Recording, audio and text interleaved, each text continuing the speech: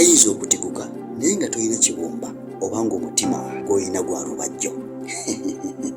Ndaba okyewuunya weebuuza kiyinza kuba kitya.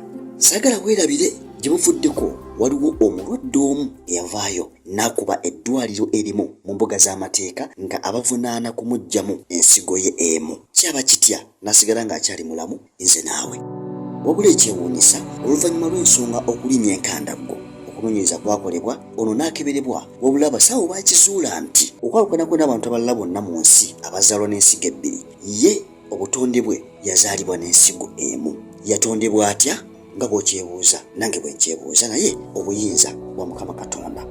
Embeera eno yaleetawo okutya mu bantu n'okweraliikirira okugenda mu malwaliro agatali gamu nga bafunye okusoomoozebwa oba obulwadde nga bagamba nti bakyayinza okuggibwamu ebimu ku bitundu byabwe eby'omubiri. Nkakasa bulungi nti naawe embeera eno ogijjukira.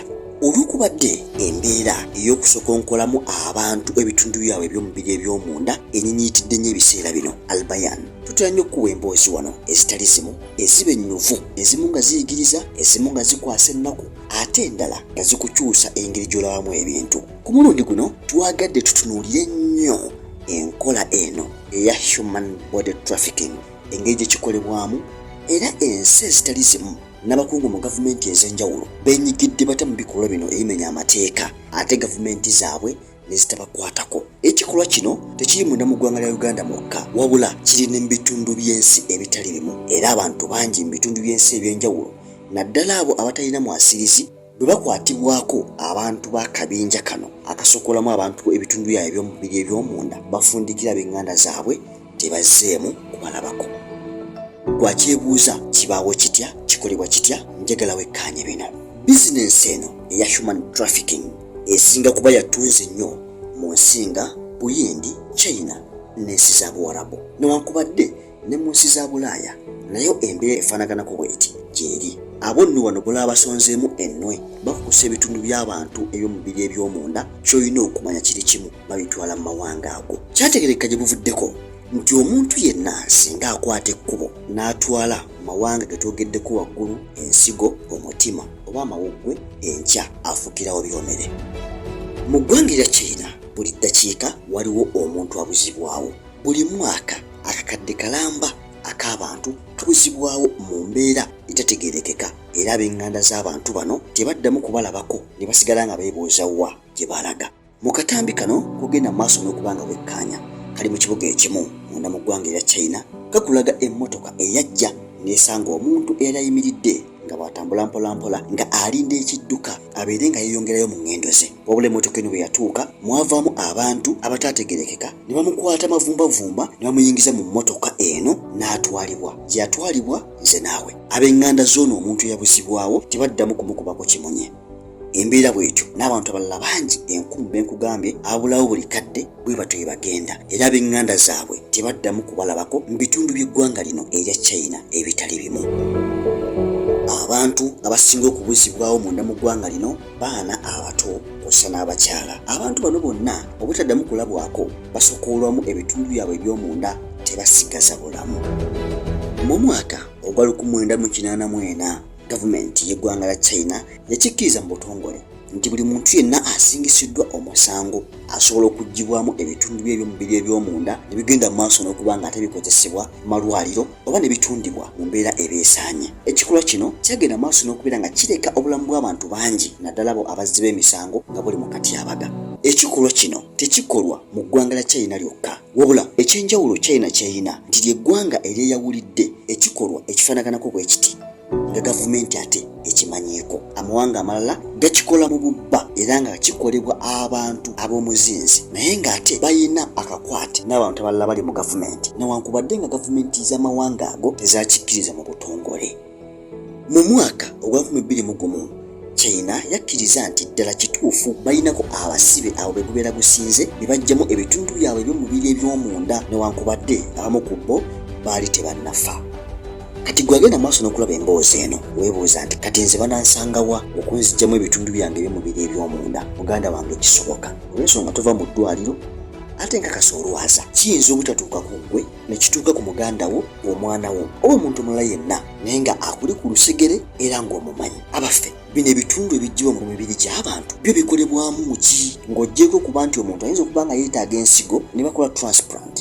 Naye ebitundu bino ebijjibwa mu mubiri gw'omuntu birina emigaso mingi era ng'ebisinga ku byo bikozesebwa mu kukola ebintu ebitaliimu ate ebikozesebwa mu bulamu bwa bulijjo. Mu mwaka ogwa 2025 eggwanga erya China agamu ku makampani gaalyo agakola ebizigo n'ebintu ebirala ebikozesebwa mu kutereeza ensusu kyategerekeka nti gakozesa amaliba agavudde ku mirambo oba abafu abo be baggyeemu edda ebitundu byabwe eby'omunda binakugambyeko ng'ensigo, amawuggwe, omutima n'ebitundu ebirala. Kati emirambo gino ate bagikwata ne bagikolokotako amaliba. Olwo nno amaliba gano ne gakozesebwa nga ebirungo ebikolwamu ebizigo. Mu mbeera enneekusifu ennyo kyategerekeka nti eno yemu ku bizinesi za gavumenti ya China ey'omunda mwegenze maaso n'okujja ensimbi enkumu. Kati nno manya na bino kale ng'oggyeko kuba nti bakugu ate era balina obujjanjabi obumukubo bukyasinze era obuli ku mutindo. Naye wali okyebuuzizzaako lwaki buli eyeetaaga organ transplant addukira mu ggwanga lya Buyindi?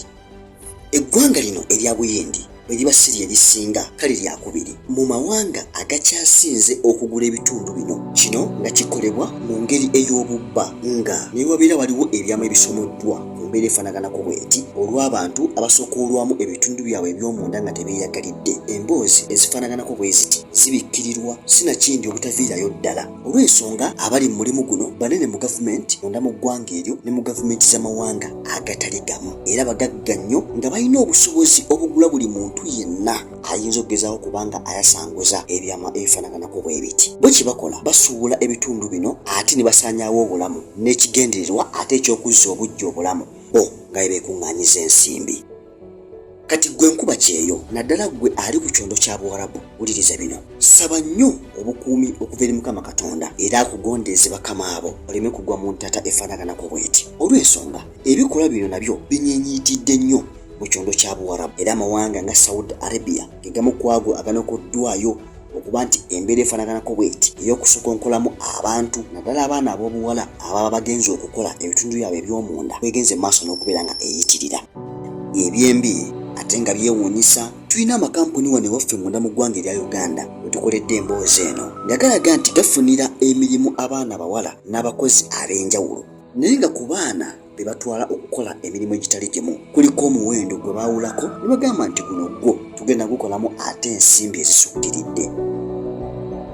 Kigambibwa nti abaana bano abaawulwako bo baba bakiina mu fayiro zaabwe beebo nno abagenda naye nga bagendedde ku mission ey'okutundibwa baggyibwemu ebitundu byabwe eby'omunda era nga byonna ebigenda maaso n'okuba nga bikolebwa mu mbeera efaanaganako bw'eti babikola mu ngeri ebeera erukiddwa obulungi nga kiba kizibu okumanya n'okubazuula nti ddala kituufu ekikolwa kino babadde bakyenyigidde mu butereevu.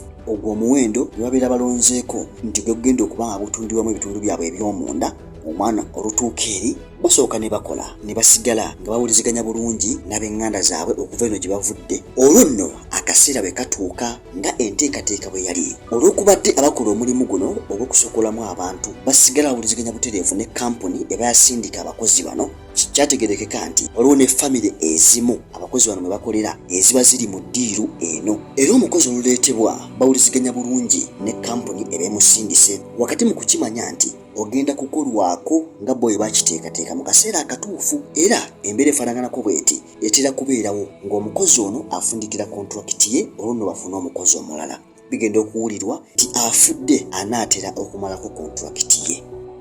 Bingi nnyo ebitamanyibwa ebiri awo munda ebigenda maaso n'okukolebwa. Bangi baluguzeemu obulamu naye ng'ekituufu bibeera bitundu byabwe bya munda bye bibeera bitundiddwa.